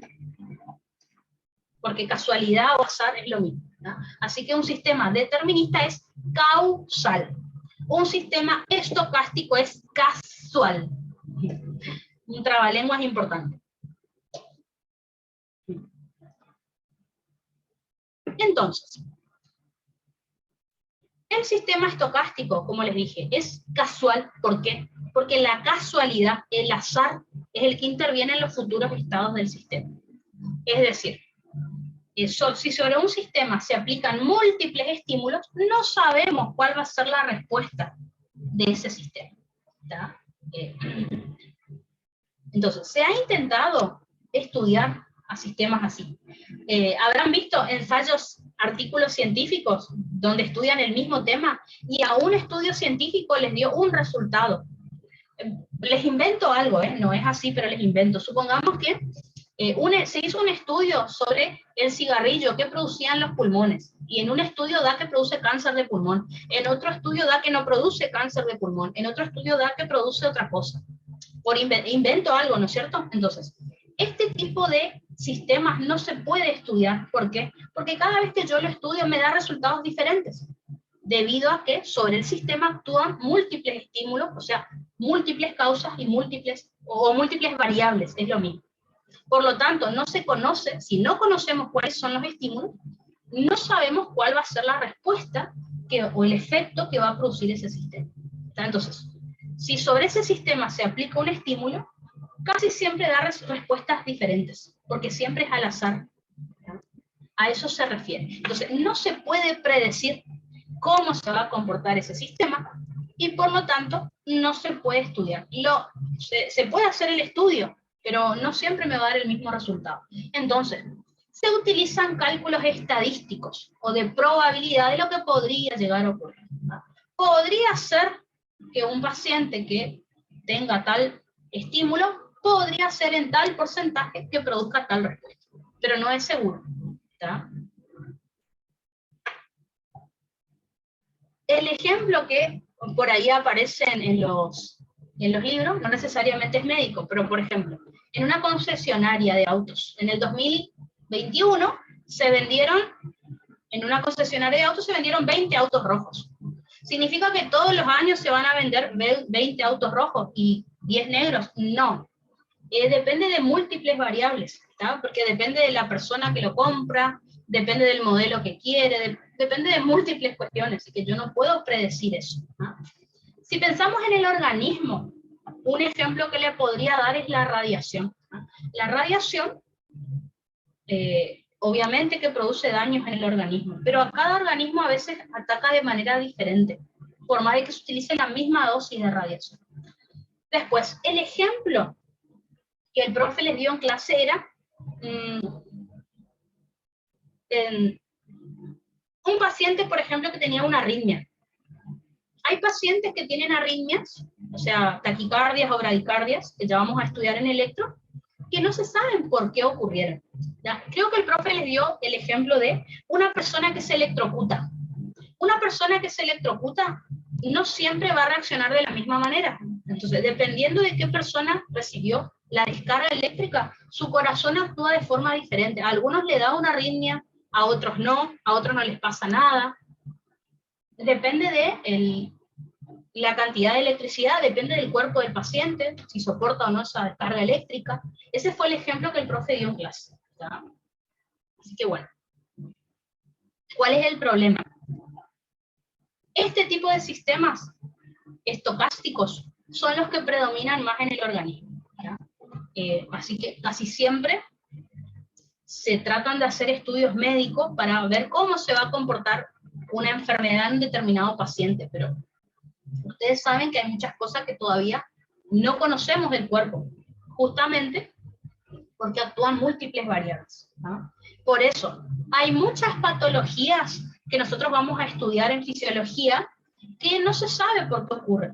Entonces usamos la palabra idiopático para decir que no sabemos la causa. No sé si ustedes recuerdan en respiratorio, la fibrosis pulmonar idiopática. ¿Qué significa la palabra idiopática? Que no se sabe por qué ocurre. Aparece. En algunos pacientes sí, pero la mayoría de las personas cuando escuchan la palabra idiopática, que no se sabe por qué. Les pongo acá en el chat por las dudas, por si no han escuchado otra vez la palabra idiopático. Así se escribe, ¿está? No se conoce la causa, ¿no? Pasa que los médicos no pueden decir no sé la causa, le pusieron una palabra linda para decir que no saben la causa. Bueno, ¿por qué no se conoce la causa? Y bueno, puede ser que, ¿por qué los pulmones tienen fibrosis pulmonar? No se sabe la causa. Y bueno, todavía es que debe haber múltiples variables, múltiples estímulos que provoquen la fibrosis, que todavía justamente no los conocemos, ¿no? Así que bueno, así que en síntesis, un sistema determinista es predecible, un estocástico no. Un sistema determinista se puede estudiar mediante modelos causa-efecto. El sistema, en cambio, estocástico no se puede estudiar, así que es probabilístico. Esa creo que es una de las palabras que utilizó el profe en el examen, ¿está? Los que más predominan, recuerden que son los estocásticos, y lo último que me olvidé de anotar acá, los sistemas deterministas son causales. Si aplica una causa sobre un sistema, produce un efecto. Los sistemas estocásticos son casuales, porque interviene principalmente el azar, la casualidad. ¿Sí? Lo anotan por ahí para no olvidarse. Así que esos son los tipos de sistemas dinámicos, ¿tá? Deterministas o estocásticos. Como los estocásticos son un poco más difíciles de estudiar, como ya dijimos, vamos a estudiar los deterministas, que son los que sí conocemos, los que sí podemos estudiar. Acá es donde entra el tema de los feedback, que era lo que yo quería llegar, ¿está? Recuerden que lo determinista o estocástico el profe preguntó en los exámenes en primer era, en el final, en el oral no, obviamente, pero en las eras sí. Así que esta primera parte, digamos que en un oral de fisio es muy difícil que les toque porque hay temas más importantes para estudiar. Pero bueno, vamos ahora a los sistemas deterministas específicamente, que a su vez los podemos clasificar en dos tipos. Tenemos los de lazo abierto y los de lazo cerrado. Y acá está lo que yo les dije anteriormente. No es lo mismo un sistema abierto que un sistema de lazo abierto. Es lo que estamos por estudiar ahora. No es lo mismo un sistema cerrado que un sistema de lazo cerrado, que es lo que vamos a estudiar ahora, ¿no? Así que en eso tengan cuidado. Entonces, un sistema de lazo abierto también le pueden llamar no regulado, ¿tá? Y un sistema de lazo cerrado o regulado es lo mismo. ¿Qué sería un sistema de lazo abierto o no regulado? Es aquel en el cual la señal de salida no modifica la señal de entrada. ¿Qué quiere decir esto? Que si yo aplico un estímulo o una señal de entrada o una causa sobre el sistema, como ustedes le quieran llamar, ese sistema, como siempre, va a producir cambios y va a producir una respuesta a la cual le llamamos efecto o le llamamos señal de salida, como ustedes quieran, ¿tá? Pero a su vez la señal de salida no ni inhibe ni estimula la señal de entrada. Ahí terminó la historia. Así que, en síntesis, aplico un estímulo sobre el sistema, ese sistema produce una respuesta y terminó la historia, ¿tá? O sea, no hay esto, ¿tá? Que eso sería cerrado, ¿no es cierto? Si a su vez se relacionan entre sí. Eso es lo que no hay. Así que ahí terminó la historia. Aplico un estímulo sobre el sistema produce una respuesta y terminó la explicación. Ejemplos. Esto el profe suele poner en el examen una situación y ustedes le dicen qué tipo de sistema es. Generalmente pregunta si es de feedback, pero bueno. Entonces, como les dije, la señal de entrada es el estímulo o causa, y recuerden que es lo que el entorno aporta al sistema. La señal de salida o respuesta o efecto es lo opuesto, ¿no? Es lo que el sistema aporta al entorno o ambiente. Los sistemas de lazo abierto predominan muy poquito en el organismo, porque en el cuerpo casi siempre necesitamos feedback para mantener la homeostasis, para mantener el equilibrio en el cuerpo. Feedback negativo es lo que más tenemos en el organismo, por lo tanto, sistema de lazo abierto no va a haber mucho, digamos. Ejemplos de sistema de lazo abierto. Cuando aumenta la temperatura en el cuerpo, el corazón aumenta su frecuencia cardíaca.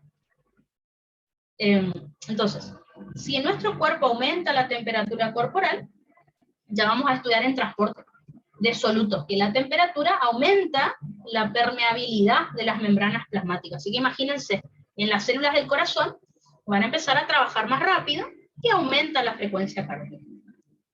Ahora, la pregunta es, ¿la frecuencia cardíaca inhibe?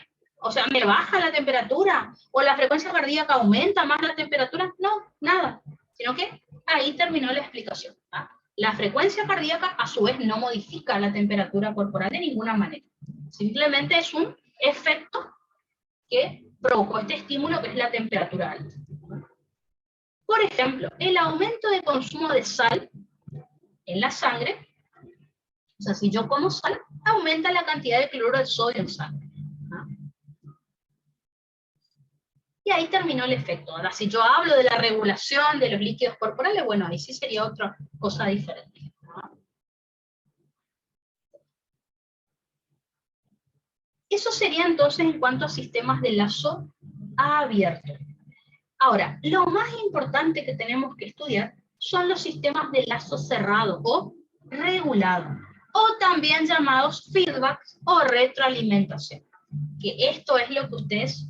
el profe preguntó en el recuperatorio y es lo que más uno tiene que saber, ¿no es cierto? Así que, ¿qué son los sistemas de lazo cerrado, o también llamados sistemas regulados, o sistemas de feedback o de retroalimentación? Es todo lo mismo. Son aquellos sistemas en el cual la señal de salida modifica a la señal de entrada. Es decir, ¿cómo sería este mecanismo? Si sobre un sistema nosotros aplicamos un estímulo, es decir, una señal de entrada, ese sistema produce cambia, y produce una respuesta, que es la señal de salida. A su vez, esa respuesta puede estimular más a la señal de entrada o la puede inhibir, dependiendo de qué tipo de feedback nosotros estemos hablando. ¿Está? Así que, sistema de lazo abierto, la señal de salida no modifica, no se relaciona con la señal de entrada. Sistema de lazo cerrado, la señal de salida puede o estimular o inhibir a la señal de entrada, dependiendo del tipo de feedback que estemos hablando. Antes de seguir con el tema, entonces, no se tienen que olvidar que no es lo mismo sistema abierto, no es lo mismo que sistema de lazo abierto. Sistema abierto, recuerden que es, todos los sistemas biológicos son abiertos, o sea, realizan intercambio de materia y energía con el entorno, siempre. ¿Ah? Y sistema de lazo abierto es cuando la señal de salida no modifica la de entrada. No tiene nada que ver. ¿Ah?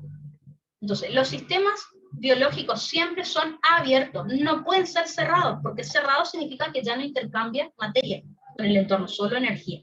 Así que los sistemas biológicos siempre son abiertos, que fue lo que estudiamos hace rato. Ahora, un sistema biológico puede ser de lazo abierto o puede ser de lazo cerrado.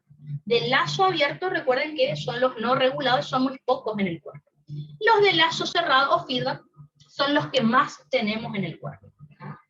Así que no confundir esos términos, porque ahí es donde está la duda. Entonces, todos los sistemas biológicos siempre son abiertos y no hay otra opción.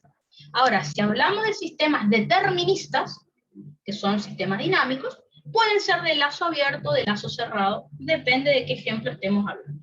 Dentro de los de lazo cerrado vamos a ver los feedback positivos y los feedback negativos. dependiendo si la señal de salida estimula o inhibe a la señal de entrada. Así que, términos como a tener en cuenta a la hora de repasar estos temas.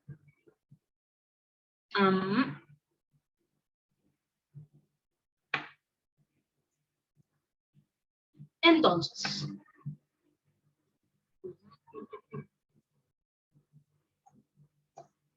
como les dije, vamos a tener dos tipos de sistema de lazo cerrado o dos tipos de feedback, que son el feedback positivo y el feedback negativo. Recuerden que en el caso del feedback o retroalimentación positiva, vamos a decir que es aquel en el cual la señal de salida estimula a la señal de entrada. ¿Cómo sería esto? Les pongo un ejemplo. Vamos a suponer que sobre un determinado sistema, un segundo, vamos a suponer que a un determinado sistema yo aplico un estímulo, ¿no es cierto? Una señal de entrada. Ese sistema produce una respuesta, vamos a suponer, y provoca una señal de salida, ¿no es cierto? Una respuesta, ¿no? Entonces, esa señal de salida aumentada, vamos a suponer, a su vez estimula más a la señal de entrada. ¿No? Esa señal de entrada, a su vez, sigue estimulando al sistema, lo cual hace que la señal de salida aumente aún más. Esa señal de salida estimula aún más a la señal de entrada y así sucesivamente. Como pueden ver de lo que les estoy explicando, primera cuestión a tener en cuenta. Fíjense que la señal de entrada y la de salida están en el mismo signo. O ambas aumentan o ambas disminuyen. Para el mismo lado, digamos. Primera cuestión a tener en cuenta. Segunda cuestión, fíjense que cada vez se va amplificando más la señal, porque justamente la respuesta, es decir, la señal de salida que produce el sistema, estimula aún más a la de entrada, y la cual, a su vez, otra vez estimula al sistema, y así sucesivamente. Se va amplificando la señal. Entonces, dos cuestiones importantes a tener en cuenta de esto que les explico, ¿no? La señal de salida y la de entrada están en el mismo sentido. Primera cuestión. Ambas para arriba o ambas para abajo. Segunda característica. Su función es amplificar la señal. ¿Cuál es el problema? Este tipo de sistemas no me sirve tanto para mantener el equilibrio, mantener la homeostasis en el organismo. Para eso sirven más los feedback. Así que la función que tienen estos feedback positivos es amplificar una determinada función, amplificar una señal. ¿No? Son tipos de feedback que hay muy pocos en el cuerpo. Vamos a ver algunos ejemplos puntuales nada más, porque no hay muchos. Y acá está una de las preguntas que hizo el profe. En el recuperatorio el profe preguntó de feedback positivo, ¿no? ¿Cuáles eran sus características? Recuerden, los feedback positivos no me sirven para mantener la homeostasis. ¿Por qué? Porque se degeneran fácilmente. ¿Qué significa esto? Que enseguida pueden perder el equilibrio, desequilibrarse y llevar a la muerte. Ese es el problema con el feedback positivo, ¿no? Así que los feedback, los sistemas de retroalimentación que sirven para mantener el equilibrio o la homeostasis en el organismo son los feedback negativos, ¿está? No los positivos. Y acá está otra pregunta que uno podría, que el profe puede preguntar a veces, que es, ¿qué significa que los feedback positivos no son mecanismos homeostáticos completos? ¿Qué significa eso? Bueno, en primer lugar, que no sirven para mantener la homeostasis, o sea, el equilibrio en el cuerpo. Y segundo, a la larga, todos los feedback positivos se convierten en negativos. En algún momento, ese feedback tiene que terminar. Y si termina, significa que se inhibe, significa que se convierte en negativo. Así que todos los feedback positivos en algún momento se van a convertir en negativos. Con los ejemplos que les voy a dar, vamos a ver entonces en qué momento se termina ese feedback y se convierte en negativo. ¿Ya? Otra característica que tiene es que son mecanismos bastante simples. Ahora, cuando estudiemos los feedback negativos, sí vamos a ver que son mecanismos como más complejos, tienen muchos componentes que hay que estudiar. Ejemplos de feedback positivo, por ejemplo, tenemos el parto normal o parto vaginal. Este es un tema que lo podemos estudiar ahora y que cuando veamos en tercera oxitocina, también lo vamos a volver a estudiar. Para el final, la parte del parto, para el final de fisio también les voy a contar. Entonces, el parto normal o vaginal, no estoy hablando de la cesárea, porque eso es una cirugía. La cascada de coagulación, o sea, estamos hablando de hemostasia secundaria, ahora que ya la conocen, o por ejemplo, una hemorragia aguda mayor a 2 litros de sangre, también es un feedback positivo. Si quieren, le pueden agregar acá también un tema que vieron en Bioki. ¿Se acuerdan la cascada del complemento? En la cascada del complemento, la vía alterna, la vía de las lecitinas, bueno, eso también es un ejemplo de feedback positivo. Pero bueno, eso es más Bioki, ¿no? Entonces, uno de los ejemplos, fíjense que les nombré acá, es el parto normal. Ya vamos a estudiar en endocrino, pero les comento igual. En el parto normal, entonces, fíjense que se inicia cuando obviamente el bebé ya tiene el tamaño suficiente y ocurre cuando en la cabeza del bebé se coloca en el canal de parto, es decir, en el cuello del útero y lo estira. ¿Está? ¿Qué va a provocar eso? Al estirarse el cuello del útero, eso me va a generar se van a activar receptores de distensión que están en el cuello del útero. Y eso va a originar un impulso nervioso, o sea, una señal sensitiva o aferente que desde el cuello del útero va a ir hasta la médula espinal, va a subir por la médula espinal hasta el hipotálamo, ¿ya? Y el hipotálamo va a producir una señal motora o eferente, o sea, un impulso nervioso que va a viajar hasta la neurohipófisis para que libere la hormona oxitocina. Así que, vuelvo a repetir, se estira el cuello del útero, eso genera un impulso nervioso que viaja por la médula espinal al hipotálamo, el hipotálamo genera un impulso nervioso hasta la neurohipófisis, y la neurohipófisis, recuerden que libera la oxitocina que está almacenada en sus terminales sinápticos, ¿no? Esa oxitocina, ya dijimos hace un rato que es una hormona neuroendocrina, es decir, es liberada por neurona, viaja por sangre, y va hacia el útero, y provoca la contracción del cuerpo del útero, ¿no? Recuerden que al contraerse el cuerpo del útero, eso impulsa más al bebé para que pase por el canal de parto, por el cuello del útero. El cuello del útero se estira aún más. Eso hace que se libere más oxitocina, lo cual hace que se contraiga más el útero, lo cual empuja más al bebé al canal de parto, lo cual hace que se libere más oxitocina, y así sucesivamente. Cada vez las contracciones son más potentes, cada vez el bebé va siendo impulsado más hacia el canal de parto hasta que se produce el nacimiento, ¿no es cierto? Hasta que el bebé sale del aparato, el bebé sale del útero, ¿no? El bebé nace, y ahí entonces, como ya no va a estar más estirado el cuello del útero, ya no va a haber más contracciones. Es decir, ahí finaliza el proceso. Entonces, una vez que nace el bebé, finaliza el proceso. O sea, deja de haber contracciones. Piensen en esto. Si finaliza el proceso, significa que se inhibe. Así que ya no va a haber más amplificación de la señal, sino que finaliza ese feedback positivo. O sea, se convierte en negativo, como dijimos hace un rato, ¿ya? En algún momento los feedback positivos van a terminar siendo negativos. En este caso, ¿cuándo se convierte en negativo? Cuando nace el bebé, porque ya deja de estirar el cuello del útero, ya deja de liberarse oxitocina y ya deja de contraerse el útero porque ya no hay bebé.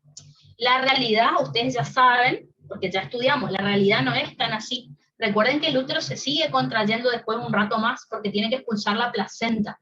Pero bueno, en sentido general estamos hablando de este tema.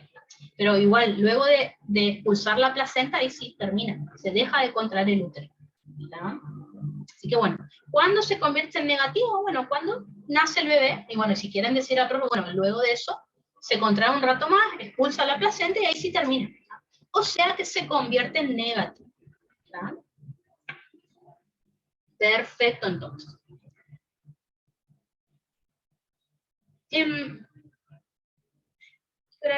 Vamos a dejar ahí entonces, ¿ah? Igual ya como que dimos bastante más de lo que teníamos que dar, vamos a quedarnos hasta ahí entonces, y les di entonces un ejemplo de feedback positivo, así que ahora en la clase de la tarde, ya enseguida les mando en el grupo el enlace para acceder, y vamos a terminar de ver este tema de los feedback, ¿está?